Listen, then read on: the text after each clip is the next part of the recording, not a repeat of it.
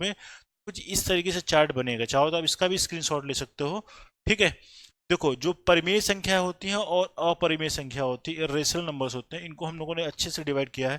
देखो पहले बात तो कोई भी भिन्न वाली संख्या अगर लिखी जाए तो पहला वाला देखो सर्कल देखो, कोई भी भिन्न वाली नंबर लिया जाए तो वो क्या है, सबके सब क्या है, रेशनल नंबर।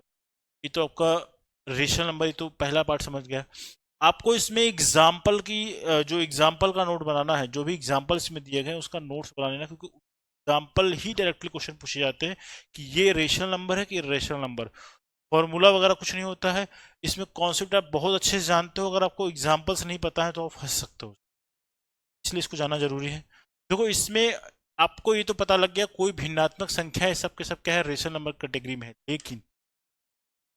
लेकिन अगर आप इसमें देखो दूसरा वाला पार्ट जो इंटीजर का दिख रहा है, इंटीजर वाले पार्ट में कई चीजें हैं।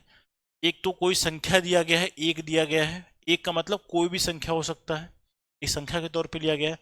दूसरा वैरायटी क्या है, अगर आप देखो एक वैरायटी ये है, संख्या है। दूसरी वैरायटी में क्या है, दूसरी वैरायटी में अगर आप देखोगे तो ये क्या है, ये ऋणात्मक संख्या है, नेगेटिव नंबर है, नेगेटिव नंबर है। तो इस तरीके से चीज़ों को एनालिसिस करना है आपको। ये जीरो क्या है, देखो जीरो को कंफ्यूजन नहीं रखना, जीरो को ऑलवेज लोगों को डाउट रहता है कि जीरो कोई नंबर ही नहीं है, रेशे में नहीं आता है। याद रखना जीरो भी एक रेशनल नंबर है, तो इसको भी याद रखो कि जो शून्य होता है, जीरो होता है, तो ऑलवेज अ रेशनल नंबर। ठीक है, इतनी चीज़ें बेसिक समझ में आ गई। कुछ और एग्जाम्पल से जो मैं आपको समझा देता हूँ, जैसे एक नंबर ये देखो लिखा है 1.333, तो ये 1.333 ऐसे करके लिखा है कोई नंबर, तो मैं इसको थोड़ा सा अलग पेज में समझा देता हूँ। हाँ, इस तरीके से अगर लिखा है, जस्ट मिनट, तो जो भी देखो ये एक्चुअल में क्या है, ये रिपीटिंग नंबर है। रिपीटिंग नंबर मतलब दशमलव के बाद कोई एक एग्जैक्ट वैल्यू बार बार रिपीट करती चली जाएगी। मतलब अगर देखो मैंने कहा था 1.333 ऐसा लिखा हुआ था, तो अगर इस नंबर को मैं अगर एक मैथ के लैंग्वेज में अगर एक तरीके से लिखूं, एक नंबर में लिखना चाहूं, तो इसको मैं क्या लिख सकता हूं, इसको लिख सकता हूं 1.3 बार लिख सकता हूँ।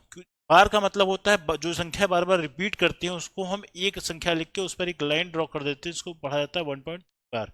ठीक है, 1.3 बार को हम भिन्न के रूप में लिख सकते हैं, है ना, भिन्न के रूप में लिख सकते हैं इस तरीके से 1/3/9 मतलब 1/3 हो जाएगा। इसको हम 4/3 लिख सकते हैं। ये कैसे लिखा गया है इसके लिए मैंने एक प्रॉपर वीडियो बनाया है कि कोई भी बार वाली संख्या हो उसको हम भिन्न के रूप में हमेशा लिख पाते हैं। अगर भिन्न के रूप में लिख पाएंगे तो वो रेशनल नंबर की कैटेगरी में आएगा, इसमें कोई राय नहीं है।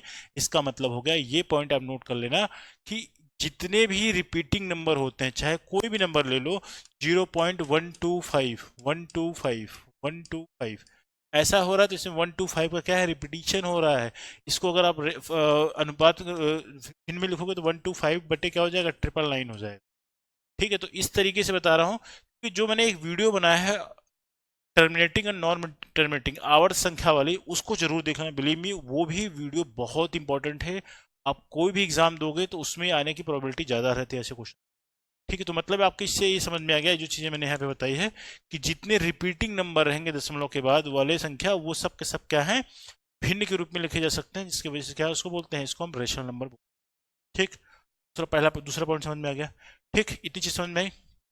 इसमें एक पॉइंट और देखो, ये वाला पॉइंट अगर आप देख पा रहे होगे, इस वाले पॉइंट में अगर आप देखो इसमें एक लिखा है परफेक्ट स्क्वायर नंबर, है ना। तो परफेक्ट स्क्वायर नंबर का मतलब क्या होता है, पहले वो अगर मैं कोई नंबर इस तरीके से लिख रहा हूँ, √4 लिखा तो इसको बोलोगे 2 आएगा, √9 लिखा तो इसको बोलोगे आप 3 लिखा, √16 लिखा तो इसको बोलोगे आप 4 लिखोगे, इसको √25 लिखा उसको 5 लिख लोगे, मैंने कहा √625 लिखा तो उसको बोलोगे 20। तो इस तरीके से नंबर, मतलब किसी भी अंडर रूट के अंदर वाली कोई वैल्यू अगर हमें एक एग्जैक्ट वैल्यू देती है, एग्जैक्ट वैल्यू का मतलब एक कोई इंटीजर देती है, कोई पूर्णांक संख्या देती है जिसमें दशमलव नहीं होगा, ये सारे के सारे नंबर क्या है, ये आपके सारे के सारे नंबर क्या है, ये आपका परिमेय संख्या की कैटेगरी में आएगा, है ना, परिमेय संख्या की कैटेगरी में आएगा, मतलब रेशनल नंबर रहेगा। ठीक है, अभी हम इरेशनल नंबर बात करेंगे तो बताएंगे। तो बहुत से लोग को डाउट ये रहता है कि किसी भी नंबर पे अगर अंडर रूट लगा है तो वह संख्या हमेशा क्या रहती है, परिमेय संख्या नहीं है, अपरिमेय संख्या। ऐसा कुछ नहीं है भाई, जिससे कोई एग्जैक्ट वैल्यू निकल के आए, कोई पूर्णांक संख्या निकल के आए, वो क्या है, परिमेय संख्या। अब इसकी तुलना में मैं अगर यहाँ पे क्यूब रूट लिख लूँ 8, यह भी परिमेय संख्या है। क्यों है मैं बता देता हूँ, जब इसको सॉल्व करोगे तो इसको लिखोगे आप ना, इसको 2 दूनी 2 4 8, 2 दूनी 4 दूनी 8, 3 का पेयर बन गया, यहाँ पे 3 लिखा हुआ तो इसकी वैल्यू 2 आएगी, है ना। इसकी वैल्यू 2 आने का मतलब हो गया कोई एक एग्जैक्ट नंबर आ गई, पूर्णांक संख्या आ गई, इसलिए यह भी परिमेय संख्या है। ठीक है, तो इस तरीके से कोई भी स्क्वायर रूट हो, या फिर अगर इस तरीके से मैं अगर 4 लिख देता हूँ और 16 लिख दिया, तो इसको जब सॉल्व करोगे 2 आएगा, ये भी एक परिमेय संख्या है।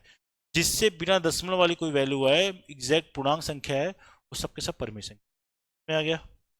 ठीक, अब देखो दशमलव नंबर, दशमलव को मैं समझा देता हूँ। दशमलव नंबर का मतलब कोई भी संख्या इस तरीके से लिखा है, इसको हम 5/10 लिख सकते हैं, सबको लिखने आता है, ये क्या हो जाएगा, परिमेय संख्या हो। तो कोई भी नंबर अगर दशमलव के फॉर्म में है तो इसको हम परिमेय संख्या के रूप में लिख सकते हैं, नहीं है इसमें किसी को कोई डाउट नहीं होगा। और इसके बाद वाले सर्कल में आप देखोगे तो होल नंबर मतलब पूर्ण संख्या, है ना। पूर्ण संख्या मतलब होल नंबर। होल नंबर आपको पता है 0 से स्टार्ट होता है, जितने भी नंबर आप जानते हैं सब के सब क्या है, होल नंबर की कैटेगरी में आते हैं। 0 1 2 3 4 5 6 7 8 9 10, जो भी नंबर आप जानते हैं गिनने वाले 0 से प्रारंभ हो जाए तो वो होल नंबर की कैटेगरी में आते हैं। उसके बाद प्राकृतिक संख्या लिखा है, नेचुरल नंबर लिखा है, तो नेचुरल नंबर गिने जा सकने वाली संख्याओं को नेचुरल नंबर कहते हैं, काउंटिंग नंबर्स और ऑलवेज नेचुरल नंबर। ठीक है, तो काउंटिंग नंबर का मतलब हो गया कि हम काउंटिंग कहाँ से करते हैं, 1 से करते हैं, 1 2 3 4 5 ऐसे करते चले जाते हैं। ये सब के सब क्या है, नेचुरल नंबर है। तो इस तरीके से आप सिस्टम समझ लो कि परिमेय संख्या की कैटेगरी में क्या क्या चीज़ें आती हैं। तो ये मैंने आपको एक ब्रीफ दे दिया कि ये चीज़ आप समझ, आई होप चीज़ें समझ में आ चुकी हैं। ठीक, अब आते हैं